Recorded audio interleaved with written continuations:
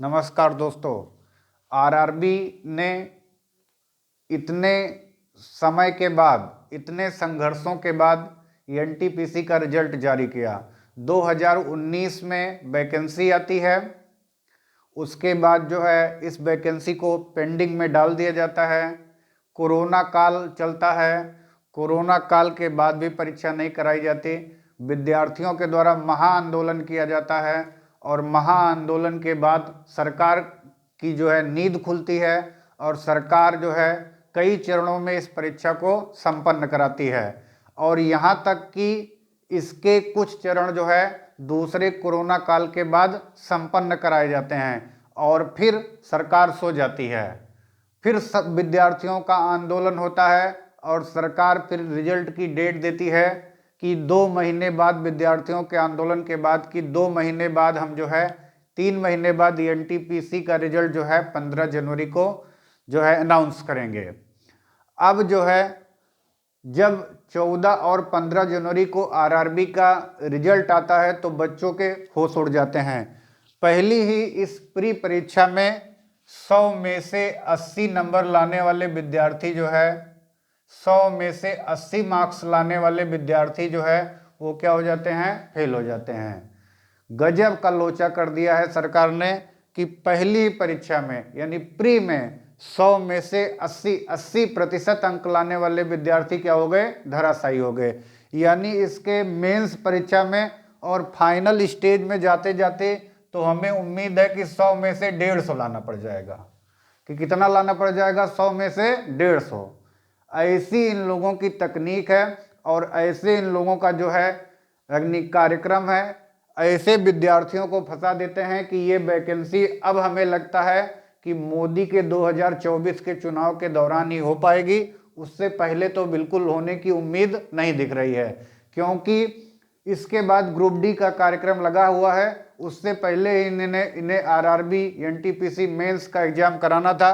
लेकिन ऐसा लोचा इसमें लाके कर दिए हैं कि इस परीक्षा को, इस भर्ती को ये लोग लटका के ही छोड़ेंगे। हमारा आरआरबी से जो है गुजारिश है कि आप इस स्कैम को ध्यान दें। आपने नोटिफिकेशन में कहा था कि हम जो है कम से कम 35% मार्क पाने वाले विद्यार्थियों का और पदों की संख्या का 15 से 20 गुना अभ्यर्थियों को चयनित करेंगे कि जितने हमारे पद हैं उनको प्री में हम कम से कम 15 से 20 गुना अभ्यर्थियों को चयनित करेंगे। और आपने चयनित क्या कर लिया, 15 से 20 गुना रोल नंबर चयनित कर लिया। और फिर अपने जो क्लेरिफिकेशन नोटिस आपने दिया कि आपने क्लेरिफिकेशन नोटिस जारी कर दिया, उसने तो और जो है जले पर नमक छिड़क दिया। इस नोटिफिकेशन में आपने कहा कि 35,000 प्लस पदों के लिए हमने जो है 7 लाख प्लस विद्यार्थियों का चयनित किया है।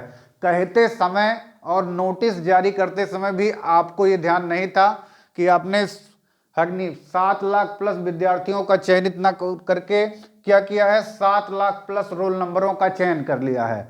और वास्तविकता में आपने 2 से 3 लाख विद्यार्थियों का ही चयन किया है। अब इस पर कुछ विद्यार्थियों के जिनका चयन हुआ है, जिन विद्यार्थियों का चयन हुआ है उनको हमारी हार्दिक बधाई। और उनके सुझाव ये आते हैं कि आरआरबी ने जो कहा था वही किया है। वास्तविकता में ऐसी बात नहीं है। विद्यार्थियों, आपको ध्यान रखना है कि जो विद्यार्थी 80 नंबर पाने के बाद भी फेल हो गए हैं, 75 नंबर पाने के बाद भी फेल हो गए हैं, वो भी मेंस देने के हकदार हैं। क्यों हैं? क्योंकि सभी विद्यार्थियों को ये मालूम था कि उनको जो है कम से कम 35% करना है और ज़्यादा उनको जो है इस एग्जाम में 60%, 70% स्कोर करना है। क्योंकि जो पिछली बार का रिकॉर्ड था उसी के अकॉर्डिंग विद्यार्थी एग्जाम में क्वेश्चन अटेम्प्ट करते हैं और अपनी एक्यूरेसी ज़्यादा रखने का प्रयास करते हैं। कोई भी विद्यार्थी इस एग्जाम को इतना गंभीरता से लेकर के ही शायद गया होगा कि उसको यही फाइनल एग्जाम देना है। अगर उसको ये मालूम होता कि ये प्री ना होकर के ये एनटीपीसी का फाइनल एग्जाम है तो हमें उम्मीद है कि वो और अपनी ज़्यादा मेहनत करके जाता। लेकिन एनटीपीसी वालों ने तो इसे फाइनल एग्जाम बना दिया। तो अब एनटीपीसी के इस रिजल्ट से जो छात्र फेल हो गए हैं और जो छात्र पास भी हो चुके हैं, तो उन दोनों लोगों से हमारी गुजारिश है कि आप उन छात्रों का भी ध्यान रखें, अभी प्री को ही मेंस का एग्जाम ना बना दें, अभी मेंस होने दीजिए, मेंस में कैटेगरी वाइज रिजल्ट आने दीजिए, जैसा कि आरआरबी पहले भी करता रहा है। ये उसके लिए कोई जो है नया प्रयोग करने का आधार नहीं है कि आप एनटीपीसी के रिजल्ट में एक नया प्रयोग कर लीजिए, ऐसा बिल्कुल भी नहीं करना है। आपने इससे पहले भी आपने देखा होगा, रेलवे लोको पायलट का एग्जाम हो चुका है, पिछली बार ग्रुप डी का एग्जाम हो चुका है, और उसमें विद्यार्थियों को नियमानुसार भी बुलाया गया था। इसी एनटीपीसी के एग्जाम में विद्यार्थियों को पहले ही फेज में कैटेगरी वाइज जो है बुला लिया गया, वो पूर्णतः अनुचित है। हमारी मांग है कि विद्यार्थियों को उनका हक मिले और पहले इस फेज में विद्यार्थियों को 20 गुना बुलाया जाए, ना कि 20 गुना उनका रोल नंबर रखा जाए। तो इस बात को आप लोगों तक, आरआरबी तक पहुंचाना है और रोज ट्विटर पर अपना कैंपेन जारी रखना है। कल आप सभी लोगों ने 9 मिलियन से ट्वीट किए, इसके लिए सभी विद्यार्थियों को तन मन से लगे रखने के लिए बधाई, और उम्मीद है कि इस कैंपेन को आप लगातार जारी रखेंगे।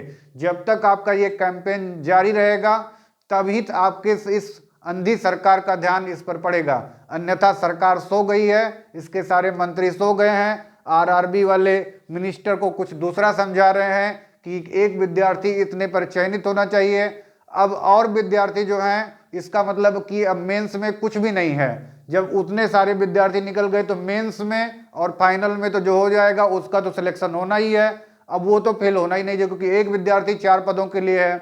तो मेंस में तो उन्होंने सारा कंपटीशन खत्म कर दिया, जबकि सारा कंपटीशन कहाँ होना चाहिए? मेंस में होना चाहिए। प्री में इसका कोई भी आधार नहीं है। प्री में आप 15 से 20 गुना अभ्यर्थियों को बुलाइए और मेंस में कॉम्पिटिटिव एग्जाम कराइए। हमारी यही उम्मीद है और ये बात हमें लगता है कि आरआरबी को समझ में आएगी। धन्यवाद।